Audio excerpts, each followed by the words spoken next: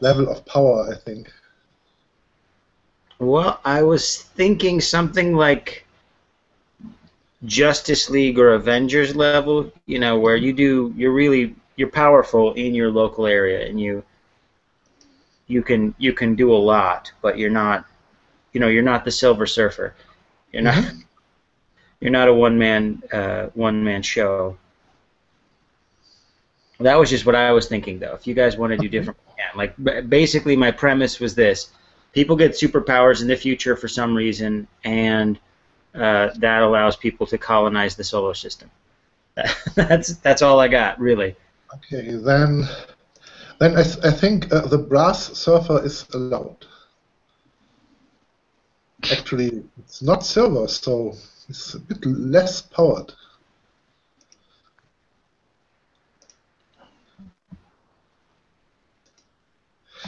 Mm, Okay. how about mutants? Mutants are okay. Yeah, I mean, I was just basically going with supers of any type, but we could do one type where it's just Okay. mutants or something. Then we could go with something kind of like the X-Men,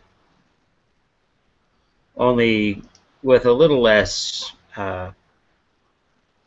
hatred because they're really useful. That was always the part that got me about the X-Men is I'm like, well, there's a lot of people who see the use of these things. We find a way to make Mm, it work. Well, what really bugged me about X-Men is that there's no third faction because you have two factions who thinks mutants are better than people, and we don't have a third faction that thinks mutants are people, which I think would have been an interesting faction. you can always have the Skrull because they know if mutant or not mutant, they are all inferior. Yeah, well, that's true.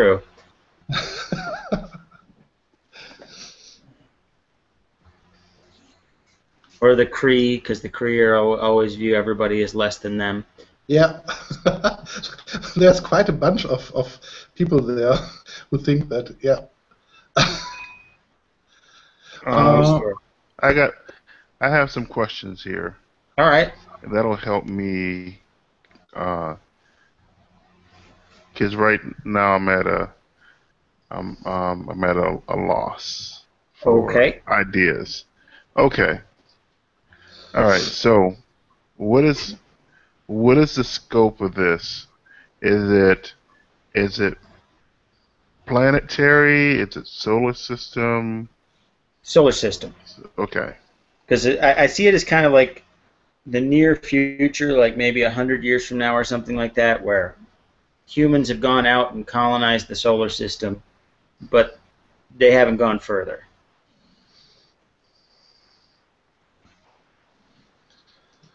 Okay.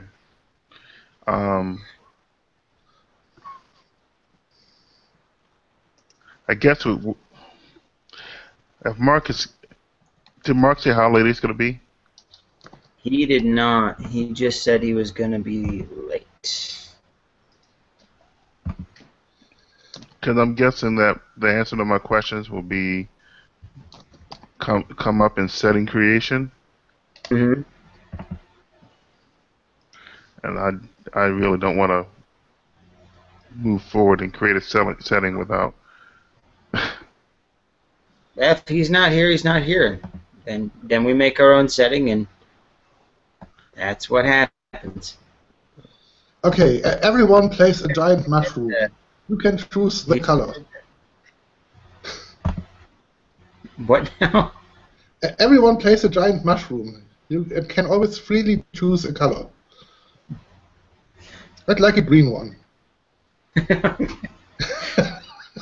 That's what we'll tell him when he get here. So we've decided everyone plays a mushroom, not a moving mushroom. You just sit there, and Yeah. that's what we're gonna we're gonna play people. Well, we're gonna play mushrooms who don't do anything.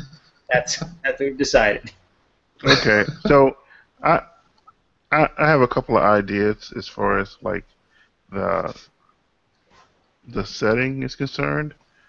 Mm-hmm. Um, you we would our scale a space scale is a solar system.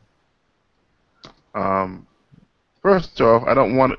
I want the. I want an Earth-like planet, but not Earth. We could do Venus as being like terraformed or something, because again, we've had supers for an amount of time, so maybe terraforming is possible to do fairly quickly. I'm talking about maybe even doing a different solar system, like Okay. make one up, and Although honestly, because we don't have any people on any planets except Earth, we'd be making up most of the solar system anyway. well, maybe, well, I mean, or well, maybe, and this leads to my other idea. Maybe humans are not the only sentient life actually in the solar system. Okay. It's one of the different on one of the different planets. In our exploration of the solar system, we discovered that we were actually not alone in the solar system.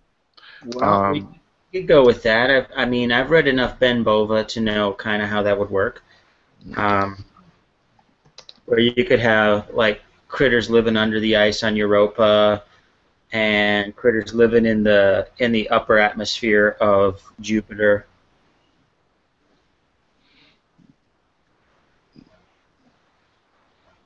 All right. And heck, we could have constructed peoples too. Like we could have built a bunch of people. I mean, we could go Exo Squad and have a whole new race of people that we built as slaves, and then, they revolted and now they run a whole planet. That's or true. we could do another solar system too. I mean, I'm not picky. I was just saying, at some point we'll be making up just about everything anyway. And I mean, we've already included superpowers, so there's options. Right.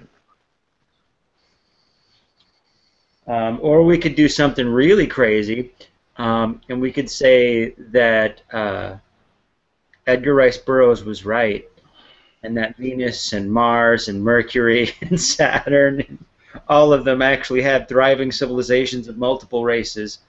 And when we got out there, it just turns out, for some reason, we never noticed prior to going out into space.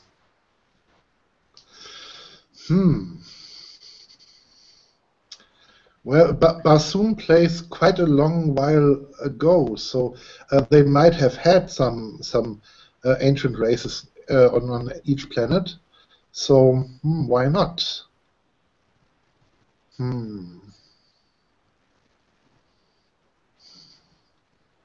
mean, I'm down. We could. It's how you guys want to do it. I kind of hold with Kenneth Height's adage, role play on Earth, because it's the most play tested setting in the universe. So. Yeah. All right, and yeah, Mark said he's coming soon, as soon as he can. So I don't have a specific there, but he said very soon. So there you are. All right. So I think now is the time to coin toss between alien system with humans for some reason, or human-like for some reason, or Earth, and then just put weirdness into the world. Let's just keep with what we know. Okay. Right. So Glorantha, then we're setting it in space Glorantha. And I don't even think space exists in Glorantha that way. No, not at all. And the planet is not a planet. It's a cube floating in water. It's very odd. I have the books. I just got the guide to Glorantha about a month ago. It was pretty amazing. Yeah. That's on my list of things I'd like to use Fate to run too. It's Glorantha. I actually had several months learning campaign using Fae, and I did not use the approaches, but I used 6 different runes. Every character could choose 6 different runes, 3 of which had to correspond to his major affiliation of his gods, and the others are free to choose. And that worked very, very well. Interesting. I may have to steal that. I'm currently working on a fantasy setting for reroll productions, so any ideas I can steal, I'ma steal them. All right. All right, so we've got kind of a scope, and we know roughly where it's going to be. Did you guys have like specific themes or threats you wanted to face? Yeah, that's the major question. What are the conflicts in this setting? Hmm.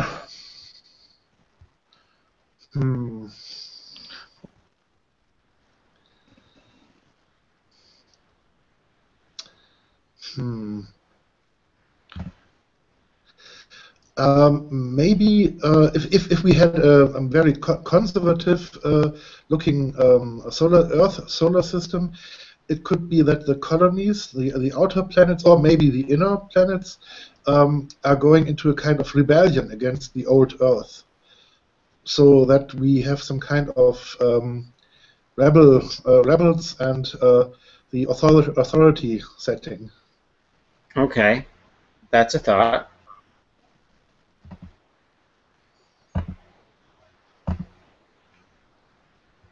What are you thinking, Ron?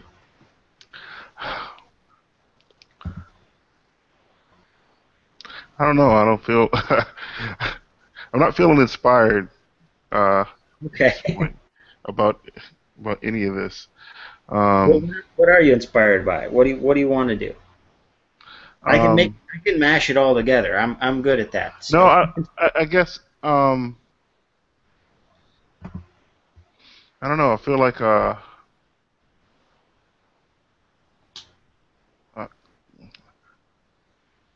I know what you just right now need. A generous amount of transformer robots. Okay. Okay, I've got an idea. It's stupid. Let's do it. All right. So, you know, in Thundar the Barbarian, in 1994, a rogue planet swept through the solar system, broke our moon in half, and ripped away the ozone layer?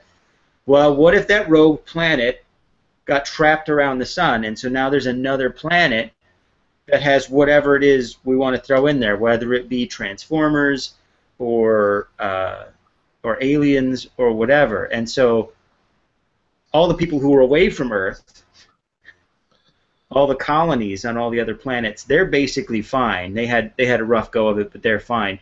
And Earth is kind of this, not a wasteland, but kind of it's kind of broken, and they're trying to put themselves back together. And that would allow for Ron to have his other planet, and it would allow for me to have the weirdness that I like to have, and it would also let us do things in the solar system so we can reference Earth if we need to. Mm-hmm. That sounds that sounds more promising to me. All right, so we got Rogue Planet. Now it's going to need a name. Eternia. No. Ron and I have already played in Eternia. Okay. Yeah. In fact, he invented a whole new character. It was awesome. Yes, yes. He was a Dragon Man guy. Yes. Sure did do that. That was my first Christmas Eve game. Yes. Yes, that's right. I got to start planning for my next one. Only got a few months to go. Let's see here. I'm looking up some words here. No, that's not gonna work. Well, Rogue. You could turn it around and you have gore. Oh no, that's another game. The No, Chronicles of Gore. we It's will a not do. Kickstarter running. There is no John Norman allowed here. None. Okay. You know they're doing a role-playing game Kickstarter, right? Yes. I've seen it. Yeah. It's just you look at things, you're just like, the hell, people. How do you do a serious take on what amounts to really, really exploitative porn? It's What about Hellion for a planet name? okay. That seems cool. So then it would be, let's say it's between Venus and the Earth, so it stays a little warmer. That sounds like a Hellion kind of a thing. Yeah. So so whoever the inhabitants of this planet, let's say that their solar system was dying, and in a search for a new solar system, they discovered Earth, and they need for that planet to be in the same habitable band or pretty close to it that Earth does, and they discovered some sort of technology to be able to teleport their entire planet here, but it was a one-way trip. Whatever. Oh, so maybe they used up their star in order to do it. So they could do it again, but they'd have to blow up our star. Right. Yeah.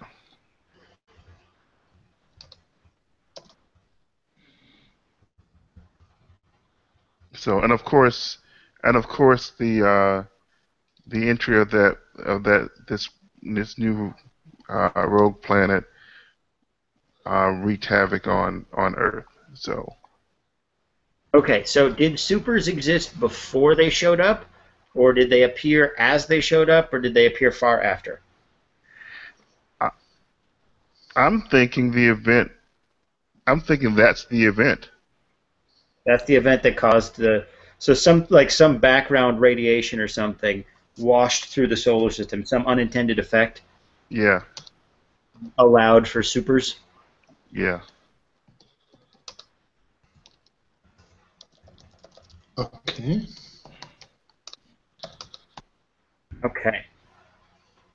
Now this means that humans had already had the capability to explore the solar system, but I'm fine with that. Yeah. But yeah, that's a minor detail.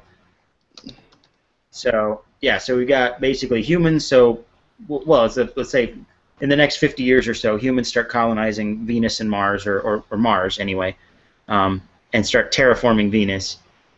And then when these guys show up, Earth gets kind of wrecked, but the Martians have enough that they're self-sufficient and whatever. And so they keep terraforming Venus, and they keep doing all this stuff, and now supers are around. They can either help or hinder. And there's probably guys out in the asteroids and probably guys out on the moons of heck, we can even throw in the European underwater super intelligent, whales or whatever. Yeah. So we can have 3 or 4 different alien species. So what do we know about the Helions? How wacky do we want them to be? Obviously, they're way more technologically advanced in some areas than Earth, because they can teleport a whole planet. That takes some skill, I would imagine. But it could be integrated in some kind of religious or philosophical belief system. Or maybe they're split up into a bunch of countries, and so... Yeah, so they had for one moment to attune everyone living on the planet to make the shift. Yeah, they basically got all the governments to agree for a little bit, but now that they're safe, they're like, well, back to business as usual. Yeah. Yeah, actually, there are some that want to peacefully cooperate with the Earthers, and others who want simply to take their new home. And, well, to hell with the Earthers.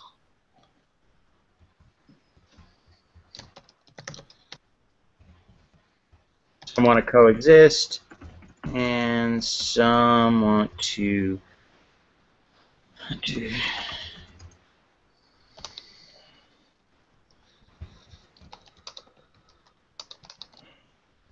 All right, are they humanoid or are they weird?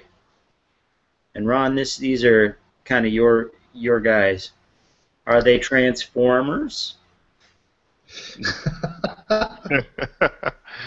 um, And what surprises me is like every few months somebody will come up and be like, "Has anybody done a hack of Transformers for Fate? Because I have this great idea." And I'm like, "My friend Ron, he did this." And yeah, I'm like, "That's great." I'm actually very slowly working on an accelerated hack of it. I actually think accelerated works really well for that kind of a thing. Yeah. And especially like if you want to do like a Michael Bay style Transformers where the humans apparently are just as useful as the robots, then Faye is perfect because then Screaming Optimus is just as useful as being Optimus. Right. I haven't seen the third movie or the fourth movie yet. Yeah. Well. Riding a robot dinosaur or whatever, but Don't waste your time. well, I stopped at number 2 when I realized he doesn't even know what he's doing. It's just I don't think I want the race to be robotic. okay. I think that it would be interesting to, gosh, red humanoids. Okay. So they're a bunch of devils? Yeah. All right, we can do that. We can play with that. Well, we can have more than one alien Yeah. species on the planet, right? And I was thinking about there being 3 major factions. One faction that wants to destroy humans and all other beings on the planet in the solar system. Another faction that wants to assimilate, because destroying, genocide, it's just too Very too fine. much work, right? You really can't go back on that once you're done. Right. And then a third faction that's peaceful, right? The only reason why they cooperated to teleport the planet is to save, to save their existence in the first place, right? Okay. Are these different species or subspecies or something, or are they all the same? I am thinking that they are. We'll just make they're all the same species, but Yeah. just divide it philosophically. Okay. So you've got the xenophobes. You have the everyone must be us faction. Simulators. And you've got the diplomats, we'll call them. Yeah. And we can come All up right. with cooler so names. And so we know that their skin tone runs to the red. Yep. And they're humanoid. Do they have any special anything about them? Should they? Well, let's see. They're Helions. Maybe they're used to a warmer temperature. That's why they went to a slightly. Hey, Mark. Hi. Sorry about that. That's okay. We're getting a pretty crazy setting going on during setting filming, so feel free to dive right in. Excellent. We basically said that sometime in the next 50 years or so, humans start colonizing Mars and start terraforming Venus, and then a rogue planet teleports in from somewhere that had a dying star and causes all kinds of upset. And that teleportation also seems to herald the beginning of super beings. Excellent. And the planet's called Helion, or Helion, and it's split into roughly 3 factions who all have differing views, and they're really high tech, and they're red. That's pretty much where we're at. So 3 factions. They have the diplomats, the assimilators, and the annihilators. So maybe the humans have achieved a technology where they could produce some kind of working, maybe lesser socially acceptable race, like in Space Above and Beyond, the in vitros. Oh yeah, what are they? The tank-born guys. Yeah. The ones without a belly button. Yeah. Oh no. So humans have a lesser race they created, and I like the idea that we're kind of in contact with waterborne intelligent species on Europa. So I'm throwing those in. That's fine. Are you doing this on a document? Because I don't have it. Yeah. Right now these are just really rough notes, but yeah, I can share the document if you'd like. I'm currently writing something in parallel in the Hangout notes. You might have seen it in the Google Doc app. Yeah, I just clicked on that. Yeah, because my notes are kind of all over until I've organized them in my head. So. Yeah, right. That's your MO. Got that. All right. Okay. All right, Frank. All right. I see where you're keeping your notes. Okay. All right. So, Mark, your thoughts. What were you looking for in this game? Not right. Me you too. Got that covered. That was basically the breadth of my my want from this was to roll 4DF and not run the game. Other than that, I'm pretty open. I love the idea of sci-fi superheroes, so that kind of instantly sold me. I watched a lot of Legion of Superheroes, the old cartoon with. Nothing wrong with that. To get in the right mindset. Oddly enough, again, read the comic books, really preferred the cartoon. Just like Young Justice and the Justice League. Just like, come on, guys. Young Justice is the greatest thing ever. I'm not. It's amazing. Like, I'm amazed they got away with writing with that amount of depth for what amounts to a kid's action show. That didn't sell any toys. Yeah. Well, I think they sold the McDonald's Happy Meal. Well, no, they had. The reason that show got canceled is because the products didn't sell, but the products were terrible. Yeah, well, I have the video game base that's set in between, and it's just terrible. It's just like, come on, guys. So we have 2 alien races. Yes, we have the factions from the rogue planet, and then we have the aquatic beings. Mm-hmm.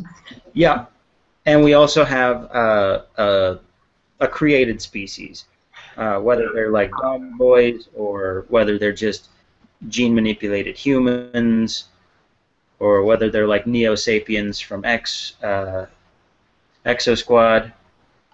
We don't know yet. So we've got basically. Hey, wait! I think that's where we get our Transformers in. Is Exo Squad? Okay, I'm down. We could throw some Camelot Trigger into Atomic Robo. What's the worst that happens? Nothing bad. No, I mean actually like making Oh, they're a robot race? Yeah. Okay, I'm down. You guys down? Fine. Like we built artificial intelligences. We built them in such a way that they kind of have to be servants, and maybe they're on the verge of changing. Like they're on the verge of evolving into the next thing intellectually. Yeah. Terminators. They have moved beyond hardware. Right.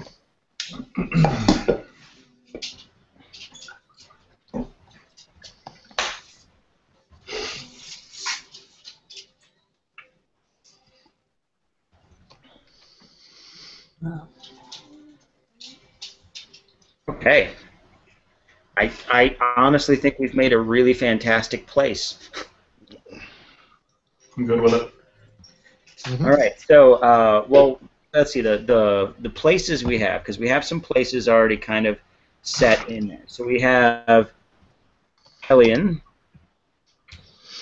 We have Earth, the decimated Earth. We have Mars, which is kind of the seat of human power. We know people have been to Europa, which means they've probably been to like the asteroid field as well and stuff. So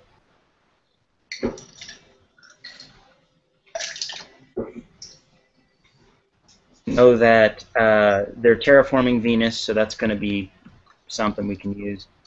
Yep. And there's probably something going on with the moon. The lunatics on Luna. Yes. That's like the dreadnoughts from G.I. Joe. They're like anarch. Oh gosh, no. That would be awesome. Yeah, hillbilly anarchists. That's what the lunatics are. You know what, Space- dude? space It makes hillbilly- sense. It makes sense. I mean, you know, Yeah, It's like a space- people colony. the Earth went to this. The Earth suffered this apocalyptic event, right? And like, and of course we had a colony, a community on the moon, and those guys are just kind of, you know, They fighting were for kind of their. left to their own devices. Yeah. Forgotten about. So now they got crazy accents and motorcycle gangs. I'm down. Space motorcycle gang. That's a different kind of motorcycle gang altogether. And they inexplicably speak with an Australian accent. Right. Here's what we're gonna do. We're gonna steal all your stuff and then ride around in a circle, whooping and hollering and whatnot. Drink It's gonna be crazy.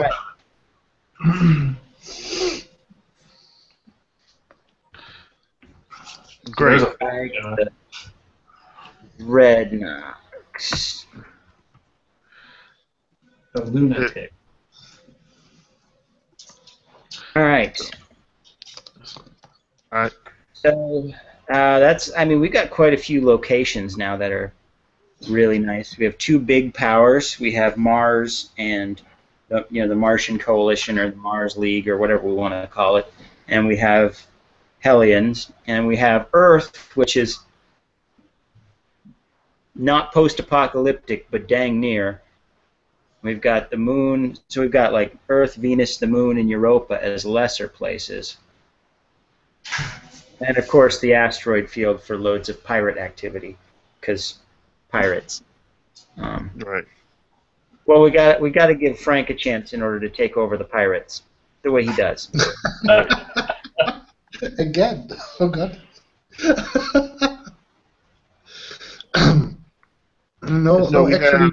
So we have for species, we have, aside from the humans, of course, we have the human. We have the Hellions. We have that underwater. Yeah, we should probably come up with a name for them. Yeah, Europeans. There we go. Yeah, they're Europeans. All right.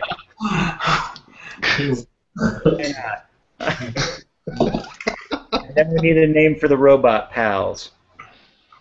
Let's see here. Let's see here. Let's go to. You do what I do. Just go to Google Translate, pull up random languages. I go to this. Actually, I go to thesaurus.com. That works. I put in various words and find something. Or All of my elves speak Hindi, I've discovered, because Hindi's just really beautiful when you write it phonetically in English. And so it looks very elvish when you write that. I need walking All right. So we got. I like I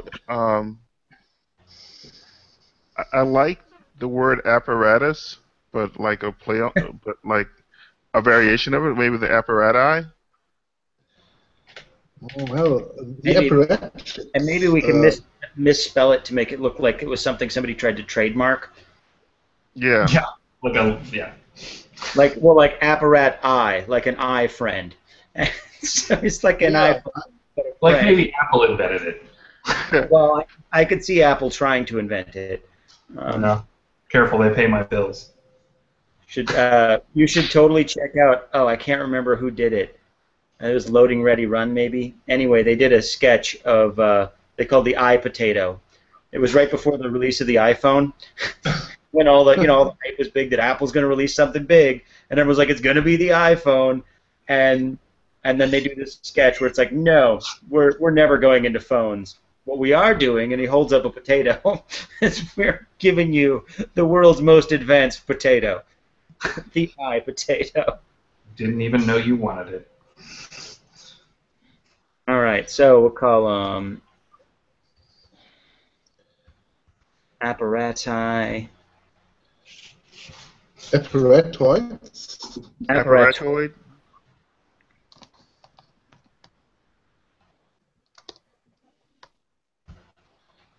I like that, apparatoi. All right. So now we just need a couple of themes and a couple of threats, and we're good to go. I mean, I think I see one kind of theme already, is that there's these newcomers, and basically the status quo versus change kind of a thing. I don't know exactly how to state it just yet, but you know what I'm saying? So I'm sorry, did their coming wreck the Earth, or was the Earth wrecked when they got here? Well, it started with me remembering the intro to Thundar the Barbarian. So their coming wrecked the Earth, kinda. But they feel bad about it? Basically, well, some of them do. They have three factions. The xenophobes, the assimilators, and the diplomats. The xenophobes just want to kill everyone that isn't them. The assimilators just want to bring everybody under their rule, and the diplomats are trying to, make peace. So I see this as being kind of like, if it's going to be the main part of the game, and it doesn't have to be. It could be something that's going on in the background, just driving everything. But if it's going to be a main part of the game, then the game would be mostly political. But I could also see it just being, one of those things that it's new. So I think it's like new versus old kind of as a theme, or things keep changing, or not all change is good.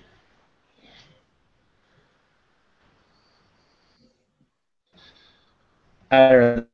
That's just the theme I see just from our discussion here. So, thoughts, concerns, comments? I'm good with that. I just, I can't come up with anything more that's more clever than what you suggested. All right, we'll go with that for now. We'll change it as we need it. Well, I mean, of course, not everything needs to be clever. It definitely needs to be functional. Yeah, and so I'm going with not all change is good, because that will allow me to compel for all kinds of changes and all kinds of badness. And compelling for badness is what I do. All right. The threats. I think the xenophobes are a threat. That seems like they're right up there. They're high tech.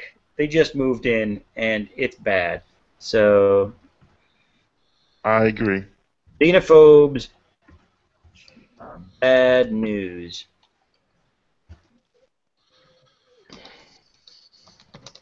And I could see like a coming threat being uh, Earth wants revenge. Because again, it wasn't like a full apocalypse. It's just they aren't able to do anything, and so Mars is gone now. They lost, they lost their colony worlds. They lost their ability to go into space. When they get that back, they're going to come back and want to know who's responsible for all this. And so I could see Earth kind of moving into the kind of conquering thing in the future. I just got a spark of inspiration. I'm A listening. struggle for identity. This is what it's all about. The Earthers struggle about their identity to preserve it. The Hellions try to preserve their own identity, maybe at the cost of the Earthers. But the alien new race, the Apparatoids, they struggle about their identity too. They want to be independent, some at least. Not all of them are quite sentient as we know it, but some are. And they might develop to a totally new race. And what about the identity of the Europeans, those aquatic race? What are they really doing, and what do they want? Yeah, and how much? Yeah, I like that. That's a good theme. So I put that in there. Yes. The struggle for identity, and I think I'm going to go with the coming threat of terrorizing, because it kind of sounds like terrorizing as well. So Terra? So- or terror. Oh, I get what you're saying, like Terra Rising, Yeah, also known as terrorizing. exactly. Terra Rising is a good name for a Earther terrorist faction. Well, Yeah. yeah. Terra Rising. I think what they will be is they'll look like terrorists at first until you realize maybe later on they're part of something bigger, and so they're the threat now, and then later you realize they were part of something. I don't know what yet because we haven't gotten that far, and that's fine. and I like to mesh things. So we got 2 threats and we got 2 themes, which I think is pretty good. Anything else you guys want to see in this? I mean, because we've already kind of got the campaign kind of nailed down. Now we just need to figure out what your PCs will be doing, and are they part of something, or are they individuals? Are they on some kind of no man's land where everybody goes? Like, is there like a Babylon 5 type station, or is there? There probably could be in the asteroid belt where some prospectors or other traders, independents come and go, and which only lives in a kind of holdout asteroid. It's a kind of merchant trading place. Okay, so we could call that like Asteroid 1 or something like that. Something kind of generic sounding. So. Mm-hmm. Yeah. Let's call it Dead Rock. Like Okay. Deadwood. I like it. So I like it also because Deadwood was there because there was this big gold boom. So maybe there's a big resources rush, and Dead Rock is where you go to trade back and forth. So Dead Rock. Yeah. That sounds great.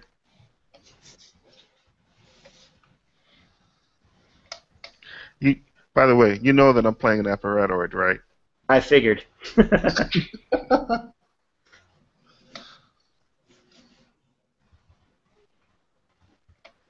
All right, so it serves as the home base for miners, mercenaries, and pirates. Is it maybe sort of an accorded neutral ground too, sort of? I think it's more of a nobody has claim to it. Nobody's claimed it directly, and nobody wants to make the claim because that might start something. And so I think because again, one of the themes is not all change is good. So I think a lot of people are just sitting back and going, okay, what just happened? Oh, all right. For clarification, this Dead Rock, are the Hellions have a stake in it too? They need resources. Okay, all right. They have probably better spaceship tech than we do, than humans do. Well, or at least they did once they've been here a while. I'm sure everyone will I mean, humans being humans, we're gonna steal it and we're gonna turn it into a weapon. But Right. I think. Oh, and on the diplomat faction, I want to say that of the three factions of the Hellions, they're the ones that are typically the most adhere to their religion, whatever it is, the most, to the point where they actually wear something that would make them a little bit easier to identify. always they're All we have conspicuous. Huh? I'm sorry. Well, what is it that they wear? What makes them maybe? Maybe it's specific kinds of. Well, what do they? Well, I'm thinking like some just like with some Muslims, like the women, they're different. They cover themselves completely, and all you can see are their eyes. Right. Except I wasn't thinking that specifically. But I was thinking like maybe there's like some sort of a I won't say tiara, but I guess that is the word. Well, we could go with something weird, because they're aliens. We could go with like something like carved masks, like they wear carved wooden masks to represent their. Like they could be kind of pseudo-animist. They believe that everything's alive, that everything has a spirit, and their family has like a specific spirit that is that their family belongs to, and so they must wear a mask with that spirit's likeness on it, like carved from a specific kind of wood or something. Or you know what? How about tattoos? Like Okay, so they could be like the Maori tribes where their face Yeah. isn't a face, it has tattoos. Mhm. Always wears specific, unique tattoos. Awesome. That tell the story of their life. So if you have like the aspect or something that lets you an expert on Hellions, you can then Interpret you can it. then Yeah. you can know their life story. Like Yeah. All right. I gotta step away. I'll be right back. okay. All right, so we've got kind of a home base, sort of, I think, for us. I think Dead Rock is a good home base. It makes me wonder who the Wild Bill Hickok is going to be. But all right, so we've got a home base, and you guys we know Ron's probably going to be a robot. What are you guys thinking? Because I'm thinking the Europeans might even be able to leave their planet now. Maybe they didn't have the technology, but they've purchased it from humans because they're really good at math. Like they're centuries ahead in physics, in like theoretical physics and math and stuff like that, because they underwater materials don't hold up very well. I would imagine they were always dealing with philosophical things and logic and math and things that you can do without having to write things down or stuff like that. Well, and maybe they are naturally telekinetic, so they don't have to be humanoid at all. Yeah, that's what I was thinking. Well, I was thinking they might have like tentacles or something, but yeah, we could go with naturally telekinetic as well. Oh, like brains in a jar. Yeah. Well, yeah, well, that's what they would. I mean, I think they'd be maybe like dolphin-sized at most. Yeah. And so yeah, they basically have tanks that they'd go around. Like they'd have special suits they'd have to wear to go out in human areas, just like humans would need special suits to go there, so they can have the water around them all the time.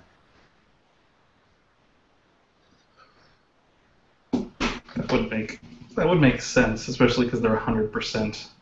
Yeah, they're completely aqua.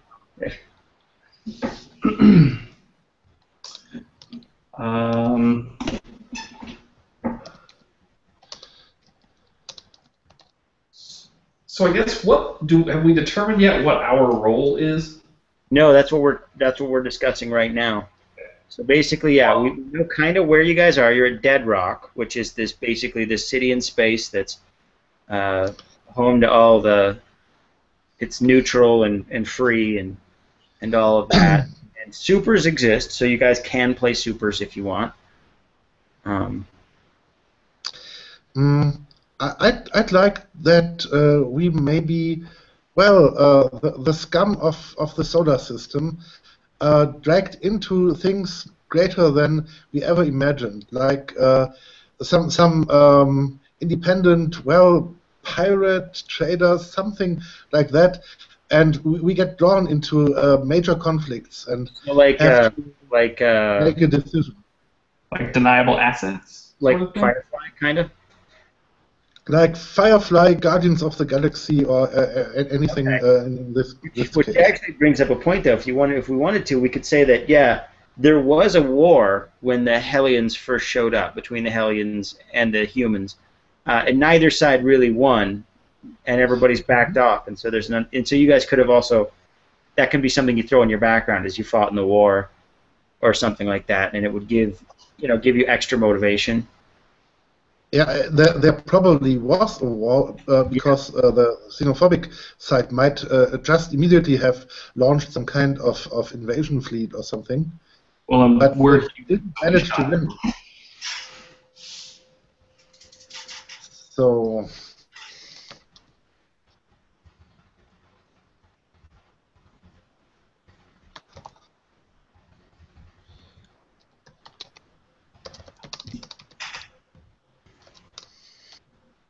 All right, so that side really won, and that's just good flavor. If you guys want to, we can always bring up the war, something that happened. that creates conflict and resentment too. It does, yeah. One of you is a Hellion, and one of you is a Martian. Instant conflict, or even worse, one of you is a lunatic. Because, I mean, Luna used to be the height of society. It was where all the rich were rich, and they were the stopping point between everywhere. And then Hellion showed up, and all of a sudden you're a backwater with no money.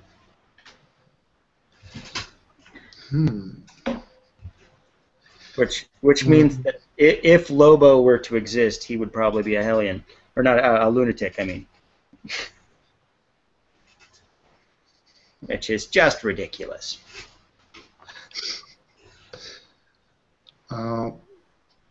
there has to be some kind of reliable space travel amongst all those places. Yep. But there's actually not a kind of force of authority there, or are there some navies patrolling the space lanes out there? I would imagine that Mars and Hellion would both have something like that around their areas. So their areas, they're mining in the asteroids. Where the actual organization is mining in the asteroids would probably be. I mean, I imagine there are lanes basically where they would have fairly, but you can go around it pretty easy. Mm-hmm. So they might have some guarded convoys, but they are independent traders that have to take their own risk, so that pirates are feasible in this setting. So, I feel like the lunatics would kind of also fill that role maybe a little bit. Yeah, because again, they're right in the middle, but they've got nothing, and so they kind of, and that's also where the Terra, the Terra Rising group could also come in there too. We've got pirates, we've got terrorists, we've got armies. There's all kinds of opportunity in the middle of all of this for people to make a living.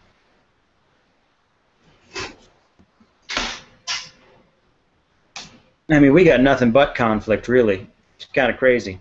Yeah, it's not a great place to. Maybe that's why Europa has a population as big as it does, is because They're like, well, this is as far away as we can get, and we're just gonna stay here until this all blows over.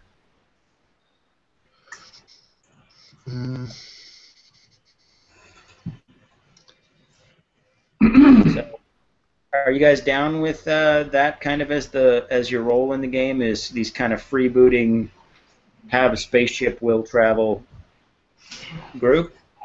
I'm fine with that. I like it. All right. Well, all right, we It's can a good dive place in. Yeah, it's a good place to start with character creation and everything, and then we can build out with it from there. I mean, heck, we've got Atomic Robo, and we could even treat you as a tiny little organization with almost no skills. But I can't wait till the Majestic 12 book comes out. I was really, really hoping that Science Team 5 would be first. But Well, I just mean because they're going to have I think they're going to have the organization rules. yeah, no, that would be cool. I was just like, oh man, you know, it'd be awesome if I could play Power Rangers. Science Team Super 5. All right, so all right, so we have a ship and we're freelancers. that's kind of the idea, based out of Dead Rock. Based out of Dead Rock, and this is a super setting, so that means that we have our abilities are beyond normal humans. Well, they can be if They you want to play a super. I don't know if robots can be super. I mean, more than they already are. I mean, they're already robots. Right. That's kind of the win condition right off the bat, isn't it? So, Yeah. Yes.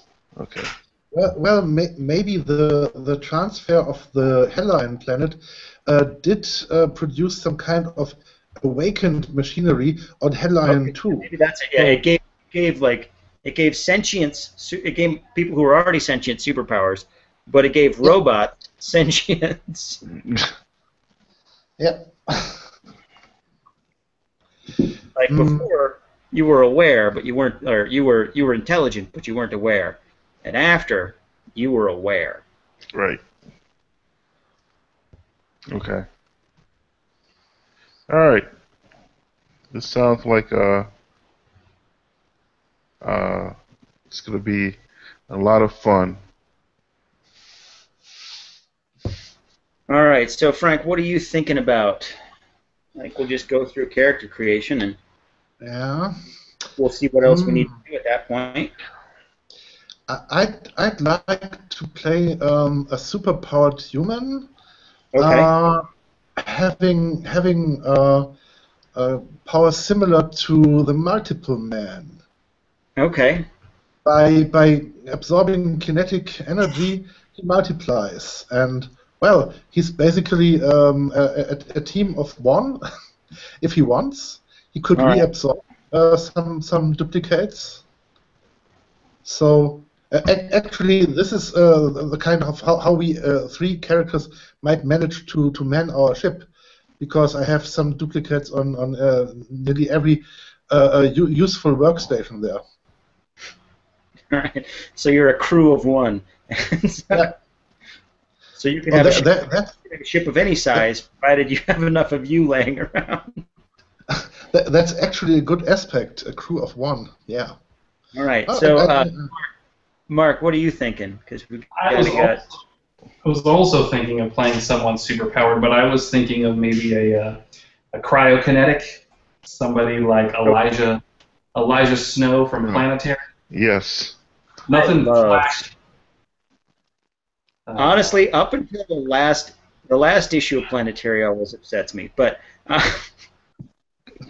it's my favorite. I've been reading comics for almost 35 years, and it's my favorite comic book of all time. It's not my favorite, but it's in my top 10. My favorite of all time is this. Oddly enough, is that Dungeons and Dragons? Your picture's really blurry. Here's Dungeons and Dragons comic book.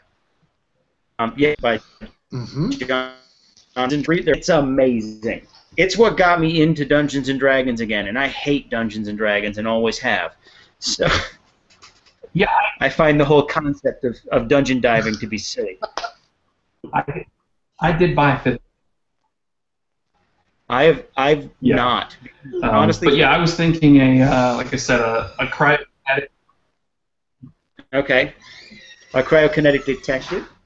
named We could play reality. We could play reality archaeologists. If, I actually kind of. I will reserve my role. Okay.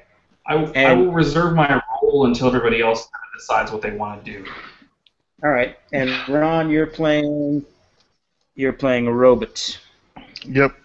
I am playing a robot and an apparatoid. One of those apparatoids that gain sentience with the. Awesome. So Okay. let's just go down the line because I've never run Atomic Robo before. So we're gonna make characters. The 3 modes. Each person has 3 mode ratings. So, and Mark, I don't know if you've seen it, but in the Google Drive, I have set aside a character sheet for you. Oh, excellent. So, all right. So 3 modes. And there are 3 of the 4. So there's action, banter, intrigue, and science. And of course, you have weird modes. You have weird modes as well. Yeah. Yeah. So. But I will most likely forget things because, again, as I said, this is the first time running this game. So and I haven't played it much either. So we'll see where we are. Yes. So if I miss something, let me know. I'm not saying you should take the robot mode. Actually, that's what I was looking for, the page that's on. That's 59, page 59. Thank you. That's where it's first described, and then it's in there. The actual mode, though, is... Yeah, 90. I'm looking for it. Page 90. Thank you.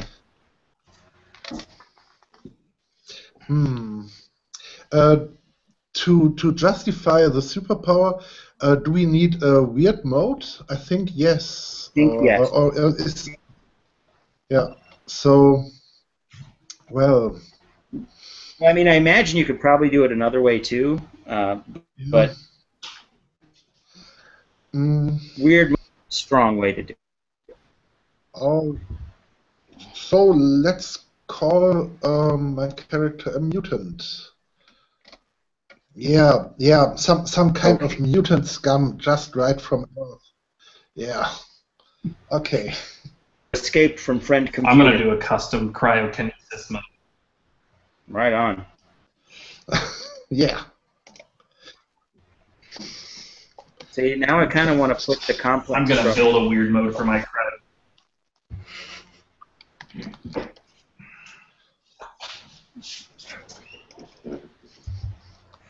This would do paranoia so well. It focuses on conspiracies and mutants.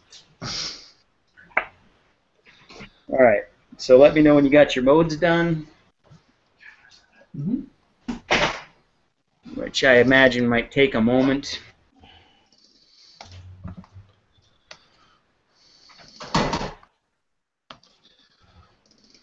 I'm gonna go get some water. So you guys work on that. I'll be back. Okay.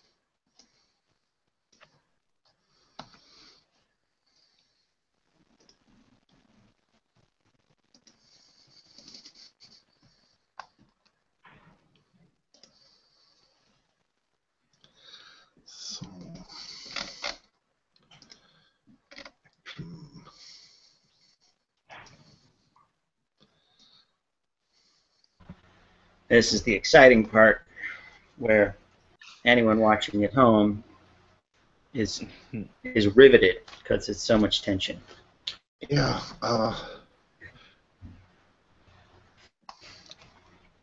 So what's everybody's top mode? Just I think that'll help define what we have and what we don't have. I have action as the good mode. Okay, cool.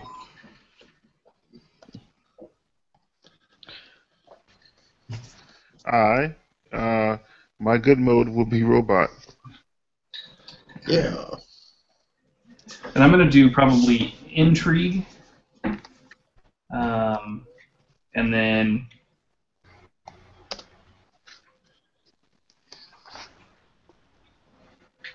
for my intrigue and then cryokinesis, and then I'm either going to do banter or spy. All right.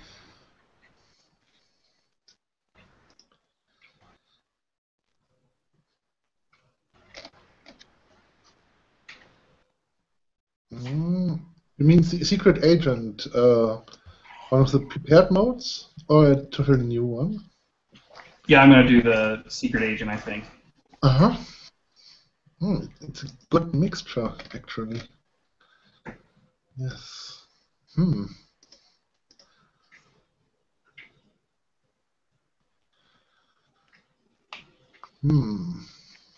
He's a man who lives a life of danger. Yeah. It's actually hilarious. I ordered all the Atomic Robo comics for my birthday because I got a gift card at Amazon, and then I accidentally told it to deliver all of them to my parents' place instead of my place.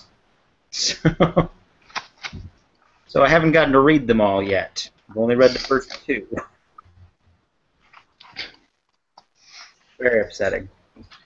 I have them with everything in digital, and then I also bought all of them in the hard copy because I found out that the Atomic Robo RPG was made specifically to sit next to your hard copies on the shelf. Yeah. So I bought them both. Yeah, I basically I've got the Atomic Robo comics, I've got my Hellboy comics, and I've got my Tom Strong comics, and my Planetary comics, and I figure that right there is the Atomic Robo RPG. Yep. So.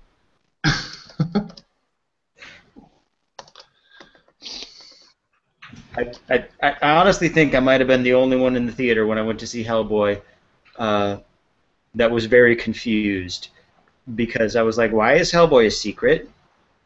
Why does nobody know who Hellboy is? Anybody? Anybody? Why does he care about these things? This doesn't make any sense. He was granted citizenship in the 50s. Because that's okay. Audiences are too dumb to understand that. No, I think it's producers don't care, and they wanted another X-Men. Because secrets build drama, see, and so if you have them, that's better for reasons. Basically, I think it was lazy writing. I think is what it comes down to. Is they're like, we don't want to have to explain that he got his citizenship in the 50s, and I'm like, it would have been easy. Watch The Watchmen. See how they did their entire history in like a series of vignettes. It would have been very simple. Mark, what mode are you doing? I have Secret Agent as my top one, Cryokinetic as my second, and Intrigue as my third. Your James Bond is a freezer. And then Frank, what modes are you going with?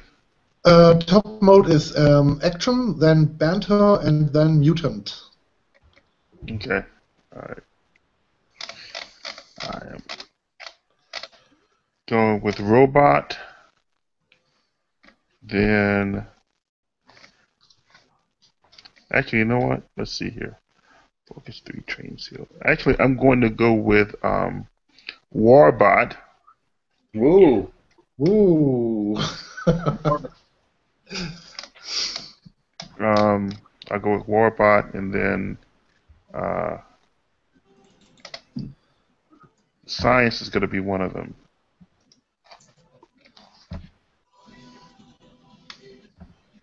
Okay.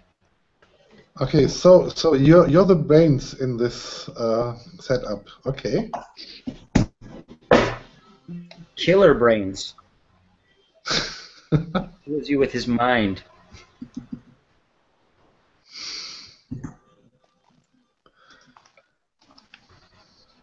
All right, so we're good. I'm not sure. Here's the thing about Atomic Robo. The character creation is made in such a way where you could just play it on the fly.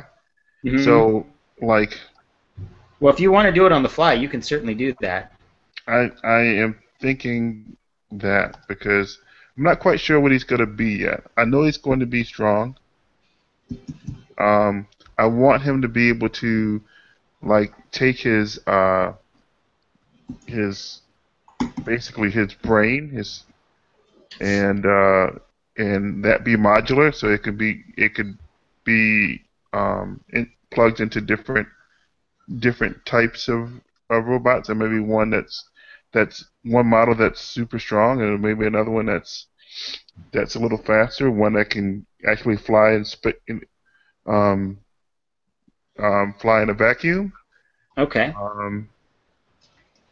Or maybe he can actually pilot the ship. Maybe he can be the ship. Maybe he is the ship. He has a Like ass. and then he has a body that he jumps into for when he has to leave the ship. Like Mass Yeah. Effect. That is not a bad idea. There's good rules for that in Mindjammer. There is, and oddly enough, not one I have a hard copy of. It's very upsetting. Because actually, I think Mindjammer would be easier to deal with as a physical object, because 400 pages of scrolling It isn't great. I have both. can kind of, yeah. I default to the hardcover on that one.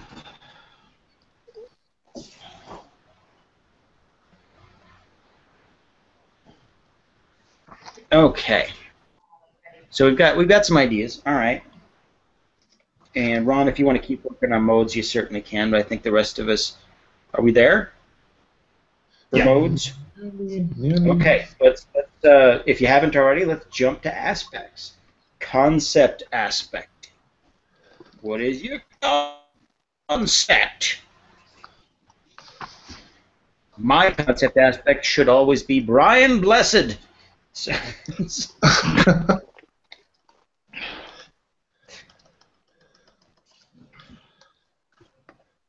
just be.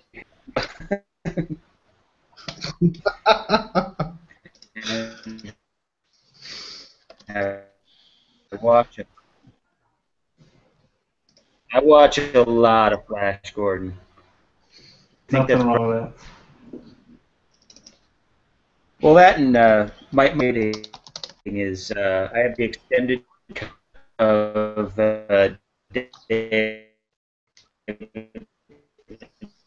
which is June. That's 3.5 hours to write 1,000 words. Let's do this. Of course, if I'm really serious, then I'm going to go somewhere else entirely. Somewhere where there are no distractions. But still got to finish Blue Jade sometime this week. Well, I mean, technically I don't have a deadline, but I would like to finish it sometime this week. So I can get started on White Jade, which has some of my favorite things that I've invented in it. Hello? Yeah, those little things have been pretty cool so far. Yeah, I've been happy with how they turned out. I will say I was a little surprised everybody wanted infusions and potions in Red Jade. But what are you going to do? Everybody said that. They're like, why were there no potions? I'm like, because I'd already done potions. And I showed you how to do it. I didn't think any... So when we do the big book where it's all bound together, I think we're going to throw some extras in there, and I may throw in a couple of potions or something for Red Jade. You know, as Well, much as I say I like PDFs, I don't. I Well, actually yeah, prefer a book. our plan is to bind them all together when we're done into one thing with a few extra things for each section. That's cool. And we'll do that with martial arts as well. And if we get enough people saying they want it, we'll try to do that for the adventure paths too. But that's a big if, because adventures, I mean, they're useful, but nobody really talks about them. So I do have my mode aspects and the concept aspect. Oh, nice. So what is your as concept? a concept, I take your suggestion, a crew of one. That fits perfectly, I think. Okay. Because actually he might fulfill nearly any necessary position on the ship, and well, he's a crew of one. Yeah. Let's see how this develops. Yeah. All right. And your mode aspects? The action aspect is sometimes violence is hilarious. That's very you. What is? Yeah. Okay. The banter aspect is honestly, would I ever lie to you? Well, as far as anyone knows, no. Yeah, and the mutant aspect is scum of the blasted earth. Nice. So you're from Earth. Oh yes, Okay. I will terrorize the universe. Have you figured out an Omega aspect yet, or no? Not yet. I'm thinking. What about the other human character? I think our Iceman is human too, or isn't he? I am, yeah. Where do you come from? I'm gonna say not Earth. Well, we've got loads of options for not Earth. We've got the Europa colony, the Venus colony that's terraforming Mars, which is that's where human civilization is centered. There's Luna, and then there's the Belt. I'm kind of from everywhere. I moved around growing up, and then as an adult, never really settled down. Spaceship. So you're kind of a drifter or something. Yep. My ability to withstand cold has made me useful in lots of different situations in space exploration. Maybe I owe you something.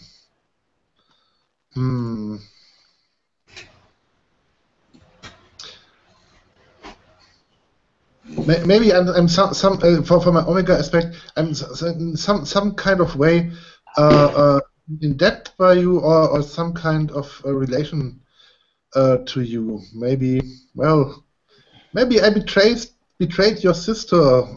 I was once wedded to her. Well, of course I couldn't stay. She probably would have understood it if I had time to explain it to her. But well, you know yourself. Well, I had to go on. I'm fine with that. I'm fine with the connection there. Okay. So I'm your sister's ex. All right. Okay. That's a pretty good aspect right there. Your sister's ex. Just awesome. I was speaking of connections, Frank. What do you envision your character like? Because I'm thinking it might be your robot buddy. Okay. Yes. Why not? He's pretty likable. He's a nice fellow, honest to a point.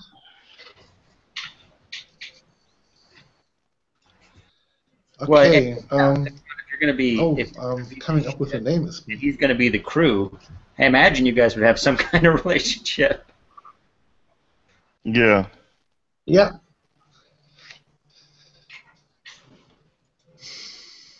Yeah, well, actually, yeah, maybe I've won you in a lottery or in a game of chance. Oh yes, in a good old solid poker game. You're my personal jackpot. That's a really good aspect. What's your character's name? I'm thinking. Well, I'm thinking. Oh God, right. names are First, really hard. I will put as my I'll leave that blank, but it'll be uh,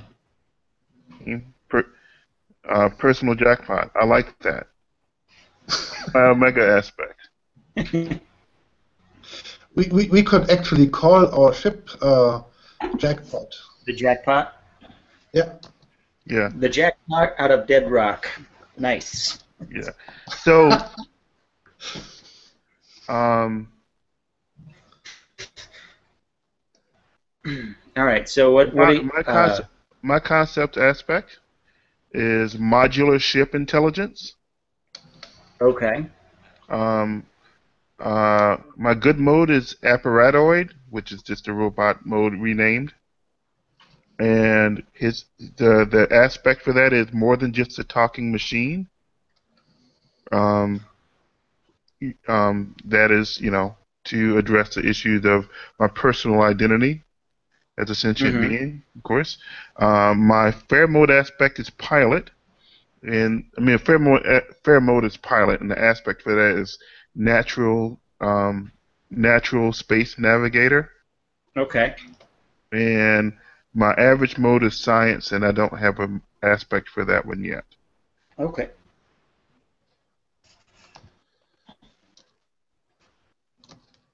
And Mark? Yeah. So my name is December. That's the only thing that people call me by.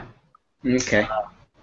My concept aspect is cold as ice former operative. Okay. Which that goes with then. So my good mode aspect is secret agent, which my aspect for that is friends, enemies who can tell anymore. Okay.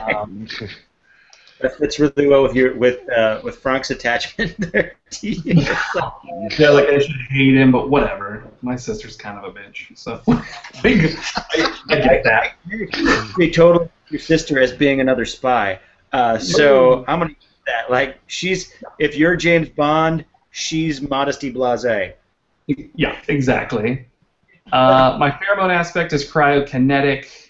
My average mode is intrigue. I don't have aspects for either of those yet, but I'm working on a couple right now. So. Okay. Cool. Well, if you need help. I'm just trying to puzzle out what I want to do with them. So, the character's name is P8V71423, also known as Paul. Paul. Got it. You should have totally got something that looked like Bunyan too when you did this. You could be Paul Bunyan, the robot. But that's where I go. I add the weird always. Wish I didn't sometimes. Because I've gotten invited to a couple of the playtests for some guy's Dresden Files Accelerated game, and I'm like, I will play the Transcendental Detective. And then I'm like, I should look up Transcendentalism, and so I did, and I was like, oh. Where's the page in the book where it gives recommended aspects for the different modes? That's by the modes. It's in the mode section, or at least they said it was. Well, there's like 3 different modes sections in the book, and I don't have my. I'm getting ready to move. I'm looking right now. Hold on. I packed up all my hard copies of stuff. Yeah, so it's in the it's page 82 is where it starts. All right, thanks. Now I'm gonna have to go unpack. It's got big list of them there.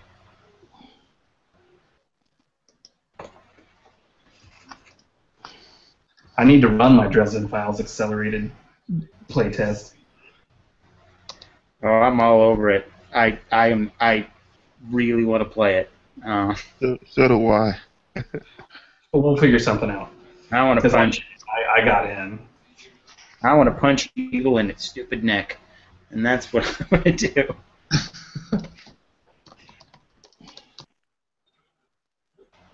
All right, Okay. Frank, you got a name now. Yeah, Captain Sirius. Captain Sirius. Ernest You should H. spell it like the star, though, so that way it's not exactly the same. Yeah, not related to Captain Obvious. It should be Captain Ernest F. Sirius for Frank. Captain Ernest. This is Frank and Ernest and Sirius.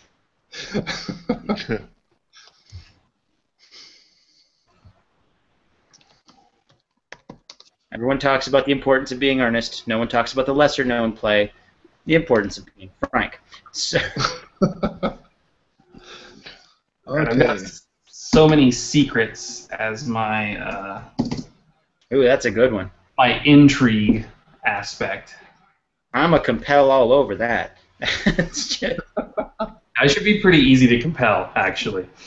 I need to actually pick one out that's beneficial to me. Well, I think so many secrets is benefit. I honestly think most of yours are beneficial as well. Yeah, as, they go both. Like I think they're a good solid mix. Where I'll be throwing fate points at you all day long, and then you'll be like, nope, nope, nope, I'm the best. Yep. Now I just need one for my cryokinesis.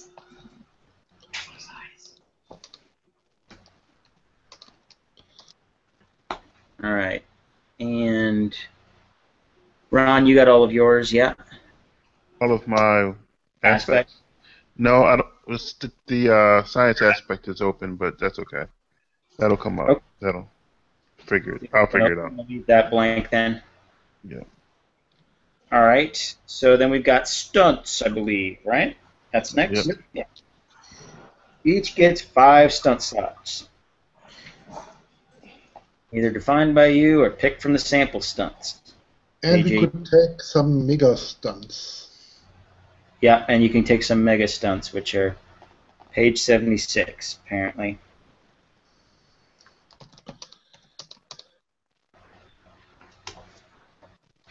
Exciting. Well, it is. It's picking from lists, and if there is anything role-playing games have taught us throughout history, it's that human beings love picking from lists. I mean, that's pretty much the entirety of ICE's run as a company. It's just big groupings of lists. They were the guys who did Rollmaster, for those who don't remember. They also did MERP. MERP. Was the least Middle-earth of all the Middle-earth games. Everybody's got magic. Wait, what? No, they don't. I'm sorry. Everybody can play a wizard. It's in the rules. Also, let's do some dungeon crawling, because that's exactly what the fiction says. So, I have two stunts already to discuss. One is Lend Me a Hand, that makes it possible to create an advantage by using combat, which produces 1 duplicate for a success or 2 duplicates on a success with style. That means I could punch myself or kick myself and gain a duplicate of myself. Okay. Such a duplicate is a MOOC without any kind of stress box, but, well, actually, it's a duplicate. So it can't take any. If it gets hit, it's out. But otherwise, it does everything you do. It could man a station. It could lend me a hand. Actually, it could give me a kind of assist bonus on something. It knows everything I know, and I could send it to different places. And if I reabsorb it, I might know what it had made up on some kind of research or anything. Right. But it's a weak character, so it you could probably compel it by using a crew of 1, because such duplicates tend sometimes to become a little bit more independent. All right. They might wander off or have their own thoughts, I think. All right. I like it. So that's the first one, and the other one is a duplication. This is a mega stunt. It means proof against physical damage, but not versus energy weapons or any kind of energy damage. So that means fire or ice or anything. That's not the point, but physical damage like impact hits.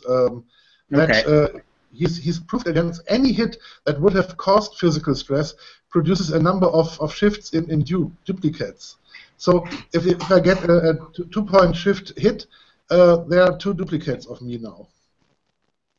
All right. So, is there a way? So, outside of energy, is there a way around that, or no? That's just a flat. Yeah, you could also to damage me. You could always use some kind of energy weapon or some kind of let's see, ice, suffocation, poison, or anything. But any physical hit, it's just like ignored and make you stronger. Okay, yeah. cool. Okay, that's the first 2. That's going to be fun for a couple of episodes for you, and then once people start catching on, they're going to be like, "So don't make a name for yourself, otherwise people will know." Yeah, let's see. All right, Mark, have you got yourself sorted?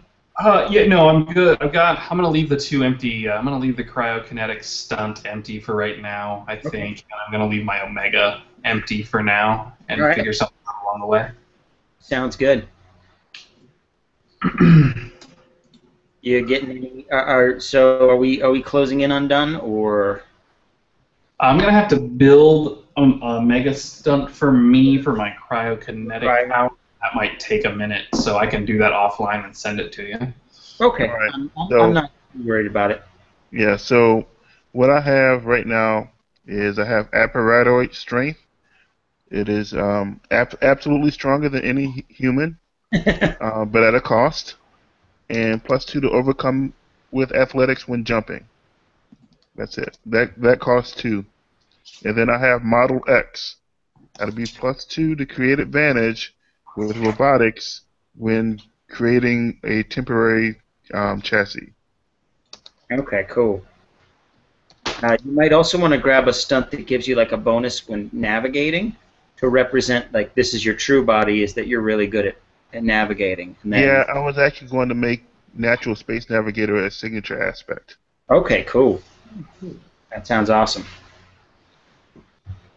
All So right. I have a third one, friends in low places, +2 to overcome with contacts in the seedier side of society. Okay, sounds good.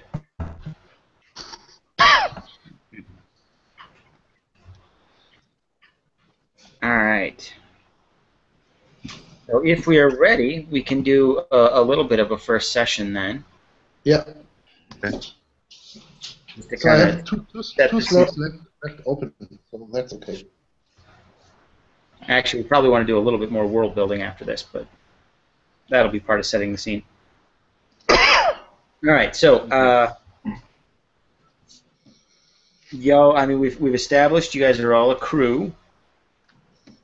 Well, 2 of you are a crew, and 1 of you is a ship.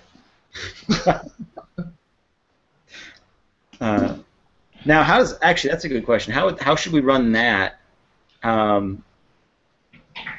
For like if the ship gets under attack, do we use Ron's stats? On like ship scale. I mean, I would imagine it would be on ship scale. So. And then we either use Ron or the person piloting or whatever, whichever is higher, is how I would look at it. And then you all can use your own consequences to absorb damage to the ship. Mm-hmm. Yeah. That sounds fair. Because again, it's not like I have to make you guys equal to the enemies. I mean, I can make up an infinite number of enemies, and there's only an infinite number of you. So, thanks, Ron. All right. So, we've established your crew and your ship, and we've established a port of call that you guys generally hang around in Dead Rock. Now, Dead Rock's a whole big city, so So we should maybe come up with some people for it. Some faces. So, well, you guys have a ship. So who's the guy in charge of the docks, or whatever we want to call that area? Because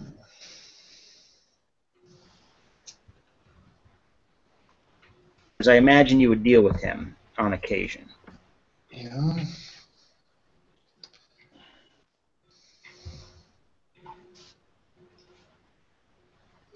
Well, what's the kind of guy? I mean, I imagine he's a bit sleazy. He's a bit skeevy.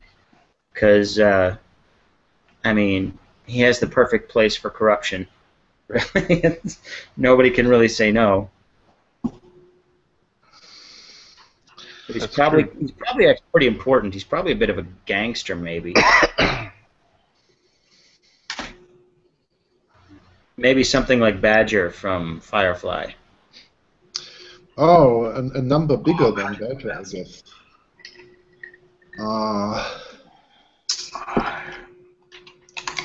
Yeah, they might call him the Lord of the Docks. There's nothing lordly about him. He might be an ex-soldier from the war, had his buddies with him, and simply overtook the whole dock area and made it his quarter. And now he gets docking fees, and this is a kind of money that's easy money, and he also engages in other kind of activity, I think. All right. And I need to come up with a name for him. Well, he was a soldier. We'll call him Red.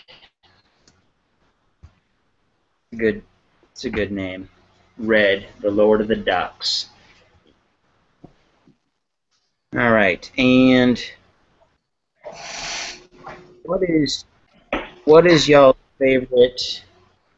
Or maybe not favorite, but the person you go to the most when you're looking for work, because you guys are probably always looking for work, looking for currency. Excuse Who's me. your fixer or contact? Someone governmental for me, like at least one governmental type person that I used to work with or for. Or maybe, oh, here we go. Here's a thought. Maybe an expatriate who still does side jobs for the government. Basically, he's there keeping an eye on Dead Rock for some like for Mars or something. And so, well, technically not official. He's still connected. He has discretionary funds that he can use. Yeah. And we could possibly regularly meet at some kind of space bar with not such good repute, like Dirty Diana's Bar and Grill or something.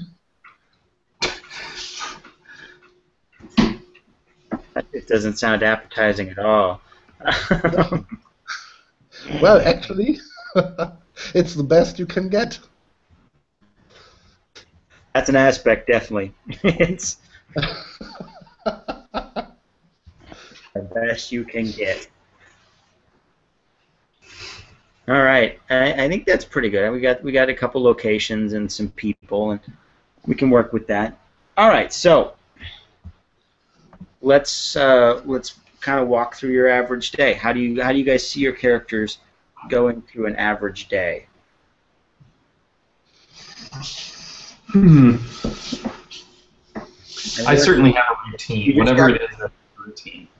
You just got back from a job, so you probably had to pay off your cut. You know, their cut, whoever set it up. Mm-hmm. Well, so now that we have money, well, let's get drunk and get some horse, like we always do. So no problem. I'm off to Dirty Diana's. Captain Sirius is off to get drunk and get some whores, ales and whores, everyone. So, all right. So that's his average day. If I have money. If I don't have money, it looks a bit different. Then I need to get money. It's a lot sadder. All right. I am. Oh, and Paul. I am hanging out with him, not necessarily doing what he's doing. Not into the robot horse. Right. But I guess I just sit there. Okay. It's really kind of weird, actually. Because you don't eat and you don't have sex. So. Yeah, I know. I can always trust you because you won't get drunk, so they won't steal my purse. You have a purse is a completely different story. It's an earthly man purse. It's all the rage on Earth. Yeah. All right, and December. I imagine, for lack of better options, I'm in the same location, but probably not at the same table. Okay. We're friends, but I maintain a cautious distance, and I also like to keep an eye out for trouble. And it's easier to do that if you're not part of the crowd. All right. Well, as you're sitting there, not being part of the crowd, a man sits down across from you in the booth, and it is your contact from Mars. Let's come up with a name for him. Decker. Yeah, it is. The Decker sits across from you. He's got the nice tight mustache and slick back hair, and he wears fine clothes, but clothes that are selling that he's on vacation a little too hard to your trained eye. He's working a little too hard to look nonchalant, and so. He's portrayed by Joe Don Baker. I actually was picturing Ricardo Montalban, but either one really would work. So he sits down across from you, and he gestures for a drink, and then he looks at it suspiciously when it sits down next to him. And he says, "Well, you are back." I am. It's nice to see you're looking as conspicuous as ever. Like, don't you know? I'm far too conspicuous to ever be judged as a threat. Hiding in plain sight is a tactic, I suppose. There has been... I don't know how to bring this up. There has been an issue. It may be nothing, but if it is something, we'd like it looked at. I realize, and he looks over at Sirius, as Sirius is now, 3 or 4 people with 4 or 5 girls. So, yeah, that gets mighty expensive, but so what? It also allows you to get really, really drunk, because if all of you get drunk and then you shrink back to one person, you get all of that drunk. You also get all the diseases. It's true. It's a good thing. Otherwise, he'd be dead 1,100 times over. So, we've got a few diseases that are only native to sharks. I don't even know those were still existing. But yeah, you could spread out a lethal dose of alcohol amongst 20 duplicates. That's pretty healthy. So he gestures over at Frank, and he says, or at Ernest, and he says, when you're done doing whatever it is you do here, having a good time, come and see me. I may have some work. Work. And then he throws down, not you. He's talking to December. You're dealing with the whores and the ales. You're busy. Okay. And so he throws down quite a bit more currency than is required for the drink, and then saunters off in his his immaculate white suit, and his totally has a Panama hat now. So, I'm getting into the character. I have to think about him as I go. So is there anything you want to do before that? Either of you? I mean, I imagine Paul heard some of that. Paul did and does not react. With his robot bat vision or whatever. Right. I mean, I've worked for this guy before, so I trust him as much as I trust anybody. I don't really feel the need to sort of dig into the scenario, so I guess I'll walk over to their table and let them know that we might have some work. All right. Now, here's a thought. You're a secret agent.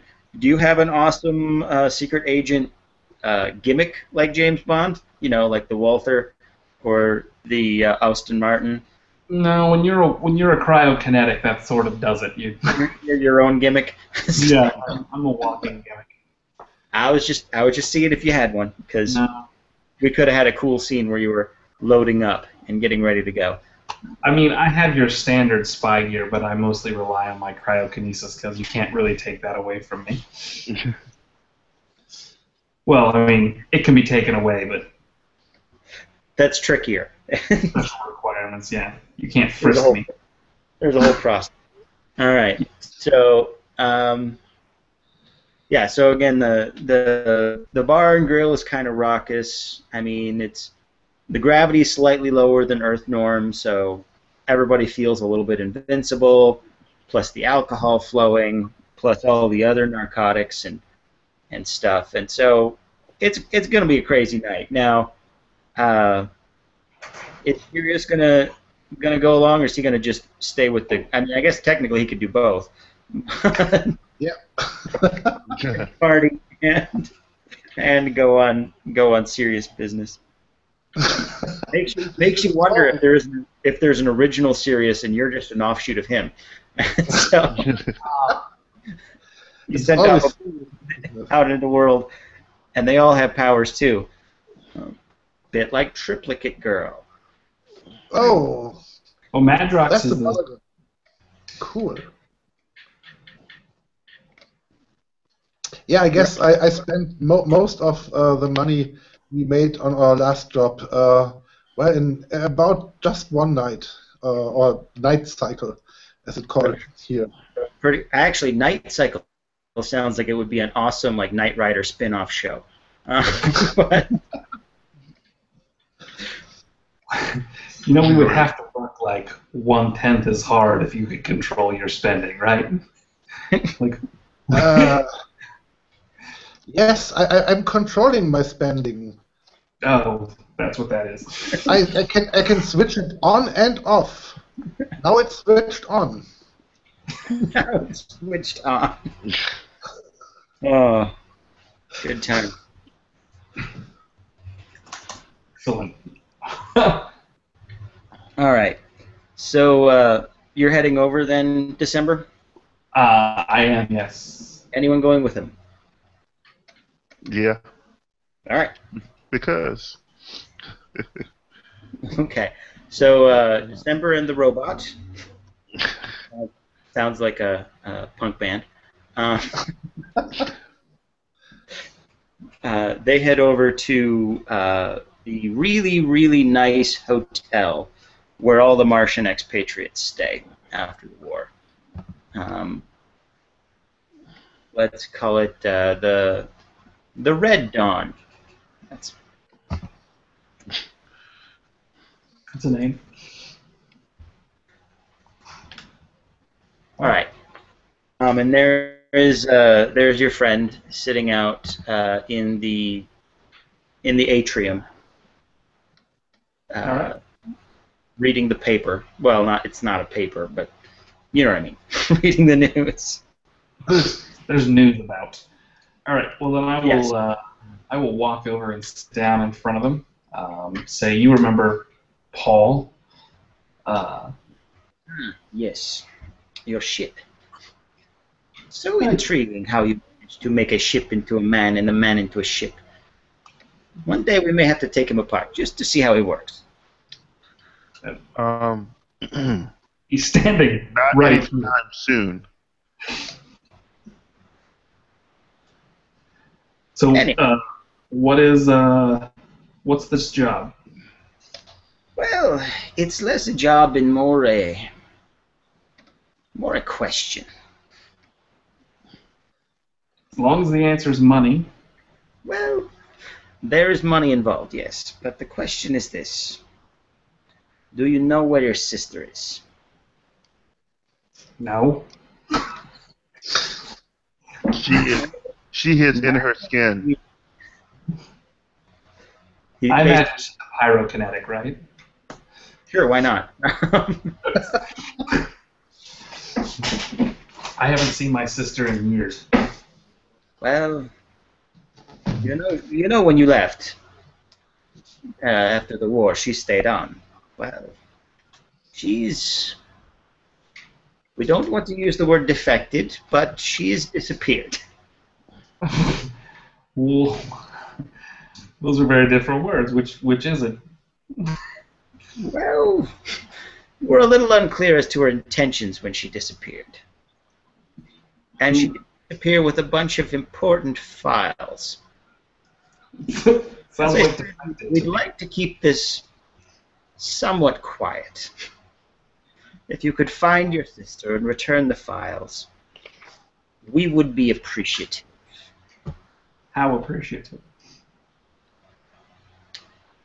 Enough. It would depend on the condition of the files when you return them. So these files, do you need both my sister and the files, or just the files? We would like both your sister and the files. But of the two, we would prefer the files. However, the knowledge is also in her head, so... Where was she last seen? The Luna colony. Oh dear Lord, those rednecks. Exactly.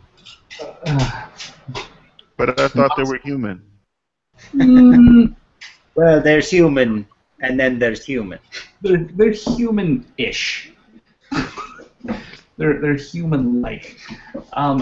So obviously you can't disclose the details of the files, but if you could maybe give us at least a small hint as to what we're looking for, it would make finding my sister and the files much easier. He sets down a data chip on the table, and then puts his newspaper back up in front of his face, and he says, "Should you want information, this is the most I can give you." All right, we will we'll take it and plug it into Paul. That works. Suddenly collapses. No.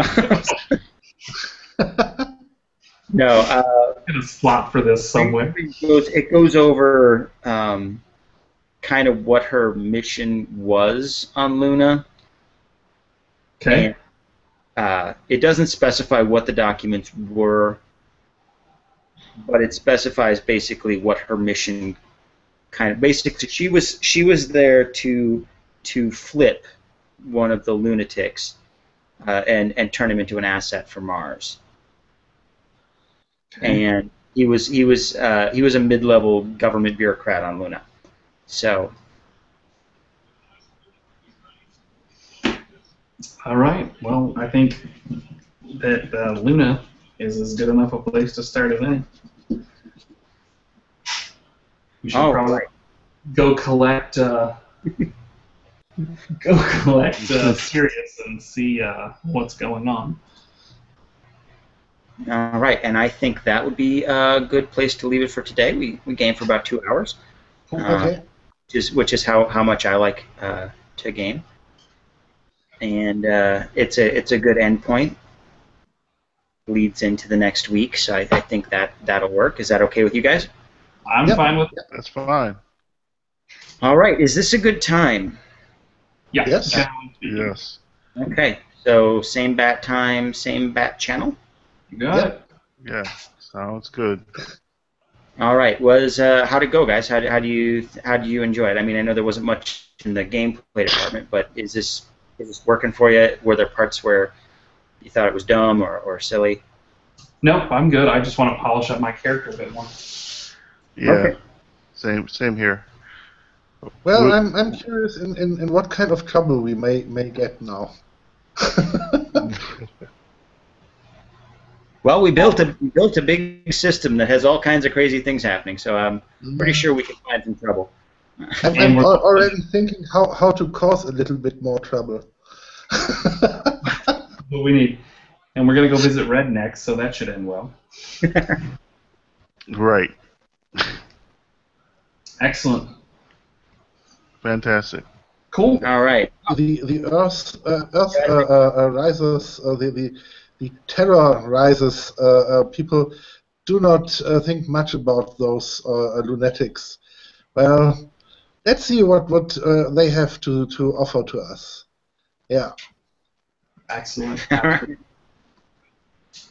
right. Well, I'll see you guys next week. Alrighty. See you guys. Okay. All right. Awesome.